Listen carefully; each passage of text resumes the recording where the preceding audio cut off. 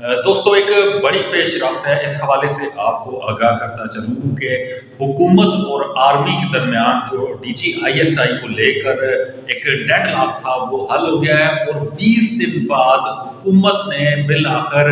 فوج کی مان لی۔ جو فوج کی جانب سے نوٹیفیکیشن جاری کیا گیا تھا لیفٹیننٹ جنرل ندیم احمد انجم کا کہ انہیں ڈی جی آئی ایس آئی تعینات کیا جا رہا ہے، ان کی تعیناتی پر جو وزیر اعظم عمران خان ہیں اور حکومتی حلقے ہیں انہوں نے اعتراض اٹھایا اور کہا کہ یہ وزیر اعظم کا استحقاق ہے اور وزیر اعظم کی مشاورت سے ہی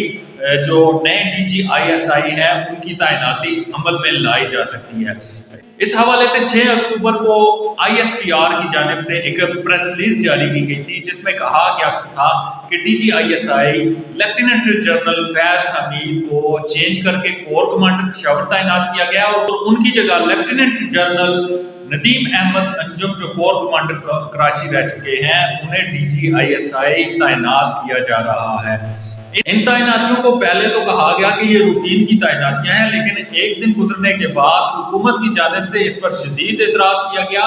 اور جو حکومتی وزراء ہے اور جو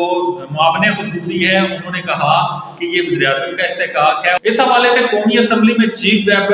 عامر ڈوگر نے لیفٹیننٹ جنرل فیض حمید کو بطور ڈی جی آئی ایس آئی کام جاری رکھنے کے خواہشمند ہے، کیونکہ جو افغانستان کی صورتحال ہے جس میں انہوں نے بڑا اہم کردار ادا کیا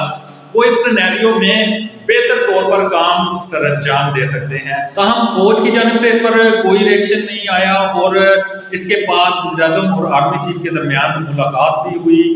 2 دفعہ ملاقات ہوئی اور اب یہ تیسری ملاقات تھی۔ اس تیسری ملاقات کے دوران بالآخر یہ فیصلہ سامنے آیا کہ جو آرمی نے نئے ڈی جی آئی ایس آئی کی تعیناتی کے لیے نام دیا تھا انہی کو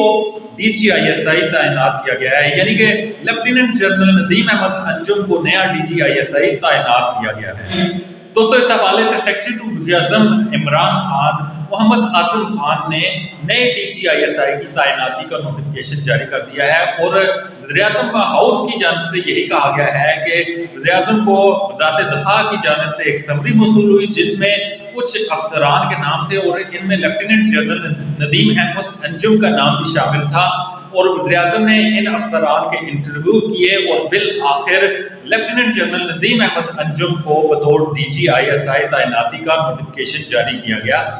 اس حوالے سے آج وزیر اعظم عمران خان اور آرمی چیف کے درمیان ملاقات ہوئی، اس پر تفصیلی مشاورت کی گئی نئی ڈی جی آئی ایس آئی کی تعیناتی کے حوالے سے اور یہی فیصلہ کیا گیا کہ لیفٹیننٹ جنرل ندیم احمد انجم کو نیا ڈی جی آئی ایس آئی تعینات کیا جائے گا اور باقی جو افسران تھے جن کا انٹرویو کیا گیا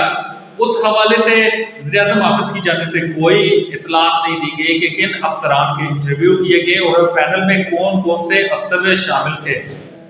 تاہم ایک بات تو کلیئر تھی کہ جب آرمی نے نئے ڈی جی آئی ایس آئی کی تعیناتی کا نوٹیفیکیشن جاری کر دیا اور 6 اکتوبر کو آئی ایس پی آر کی جانب سے ایک پریس ریلیز جاری کی گئی جس میں کہا گیا کہ لیفٹیننٹ جنرل ندیم احمد انجم نئے ڈی جی آئی ایس آئی ہوں گے، تو اسی فیصلے کو وزیر اعظم عمران خان نے بھی برقرار رکھا۔ گو کے اس پر یہی کہا گیا تھا کہ نئے ڈی جی آئی ایس آئی کی تعیناتی کا استحقاق وزیر اعظم کا ہے اور وزیر اعظم ہی نئے ڈی جی آئی ایس آئی کی تعیناتی کا نوٹیفیکیشن جاری کریں گے اور